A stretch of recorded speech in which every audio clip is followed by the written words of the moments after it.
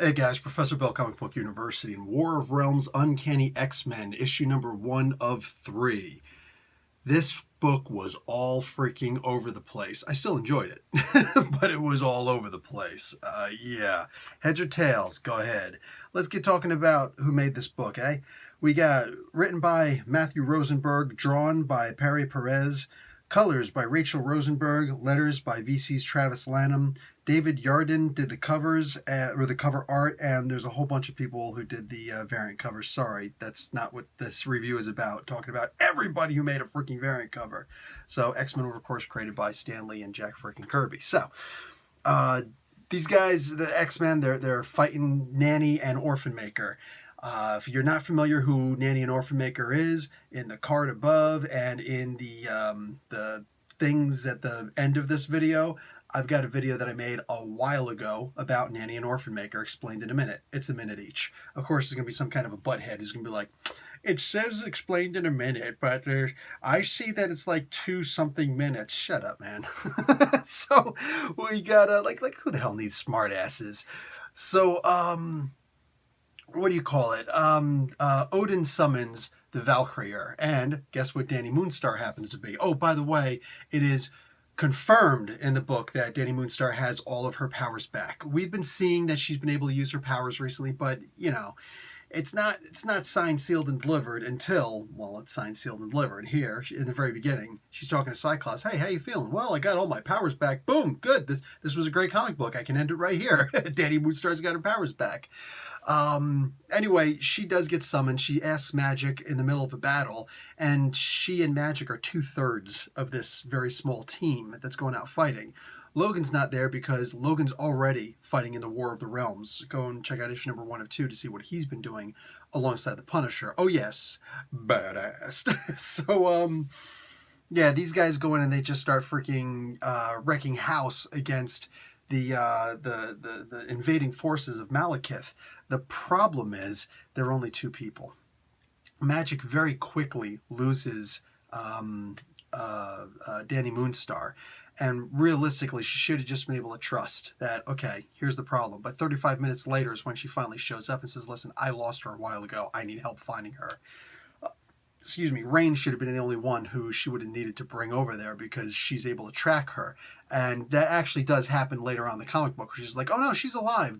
Barely, faintly, I can feel her, but she is alive. She's out here. Yeah, I just sense her everywhere, though. Anyhow, so, huge battle. I mean, like, this is the X-Men.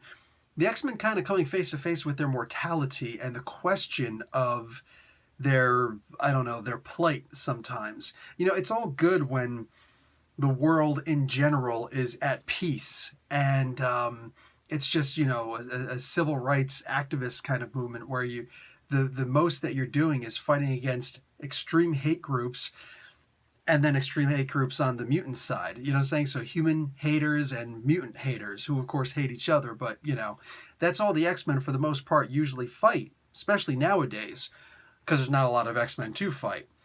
But when you've got a situation where it's like, oh, look, a whole bunch of realms have attacked all the rest of the realms. We're the last realm standing. We've all got to pitch in our efforts.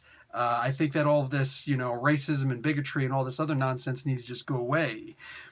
It's only going to go away for the moment, but this is one of those things where the X-Men cutting themselves off. I understand the X-Men's movement. Believe me, it only makes sense. But completely cutting yourself off like that, not staying in communications with the rest of everybody else, that's what happens. Like, this is what happens to you. You show up in New York City when the bulk of the humans have been evacuated. Eddie Brock and his son are still around. Go check out my review for Venom. But it's also out this week. But like, what are you kidding me right now? You show up and you have no idea what the freak's going on because you don't watch TV, you don't keep in contact with people, you have no idea what the hell is going on in the outside world. That, my friends, communication or lack thereof, you'd figure Cyclops would be smart enough to know better than that. And I'm a little disappointed. Like, that is not cool. You'd figure, of all things, a leader understands the most effective thing in combat, besides having your troops battle ready, is the communication and understanding, like having information where you're going. having some kind of a clue as to where you're going.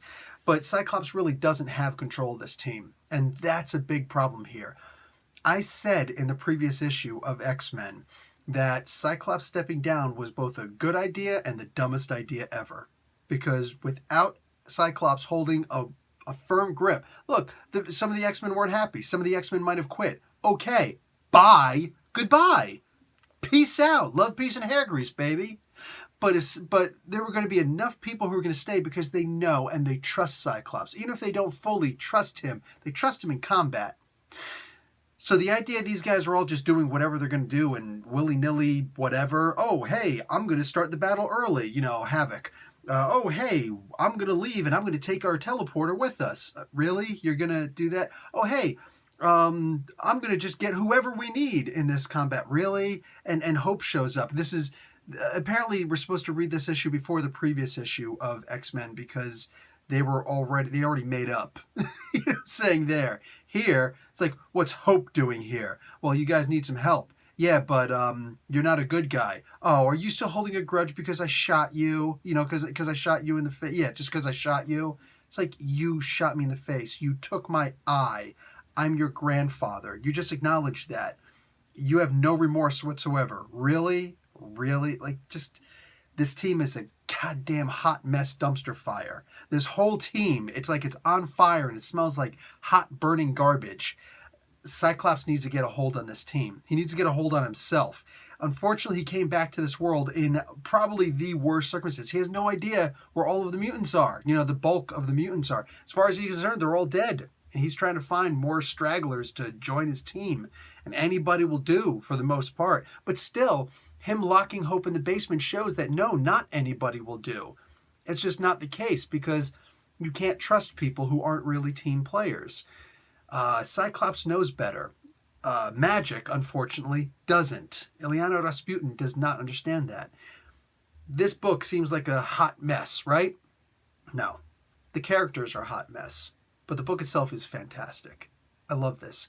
This is what happens when you do not have solid leadership, when everybody's the leader, when it suddenly becomes a free-for-all democracy. No, sometimes you actually need that order, that discipline, that organization where you understand this is the person who is in charge and you listen to this person, whoever this person is. If you're going to make Danny Moonstar the leader, that would be cool. Make Danny Moonstar the freaking leader. If you're going to make Havoc the leader, make Havoc the leader.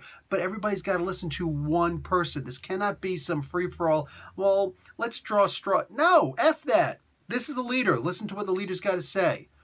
And if you've got a complaint with the way that the leader is talking to you in the heat of combat, take it up with the leader after you survive. So yeah, this book shows a lot of the problems with not having solid leadership. Got to find one thing I want to complain about. Here it is. Cyclops says at one point, I'm not supposed to use my powers. That sounds good on the outside, but when you actually understand how Cyclops' powers work, Cyclops' powers are always on. When are they off? Even when he closes his eyes, they're still on. He can't turn his power off. He can hold it back with his eyes, with his eyelids. He can hold it back with the ruby quartz lens. They're always on. So I don't understand what that's supposed to mean by I'm not supposed to use my powers. Excuse you? So yeah, that to me, that was a huge what the frick is the matter with you thing, So yeah, that being said, fantastic comic book. I love this comic book. This was a hot comic book, dude. All right, guys, that's going to be it for me. Professor Bill, Comic Book University. Class dismissed.